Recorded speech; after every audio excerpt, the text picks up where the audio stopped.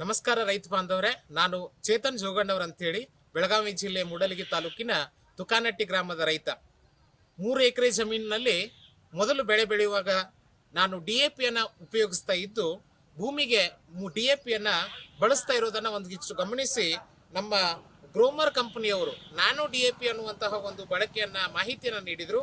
ಆ ಮಾಹಿತಿ ಅನ್ವಯ ನಾನು ಈ ಒಂದು ಹೊಲದೊಳಗಡೆ DAPಯನ್ನು ಅರ್ಧಕ್ಕೆ ನಿಲ್ಲಿಸಿ ಅದಾದ ನಂತರ ನಮ್ಮ ಈ ಒಂದು ನ್ಯಾನೋ DAP ಅನ್ನುವಂಥ ಒಂದು ಹೊಸ ಯೂಸ್ ಮಾಡಿಕೊಂಡು ಈ ಒಂದು 45 ದಿನಕ್ಕೆ ಮತ್ತು 30 ದಿನಕ್ಕೆ ಕ್ರಮೇಣವಾಗಿ 1 ಎಕರೆಗೆ ಅರ್ಧ ಲೀಟರ್ ನನಗೆ ಉಪಯೋಗ ಮಾಡಿರೋದ್ರಿಂದ ಬಹಳಷ್ಟು ಕ್ರಮೇಣವಾಗಿ ಬೆಳೆ ಬೆಳೆದಿರೋದನ್ನ ಬಹಳ ಅಚ್ಚುಕಟ್ಟಾಗಿ ನಾನು ಗಮನಿಸಬಹುದು.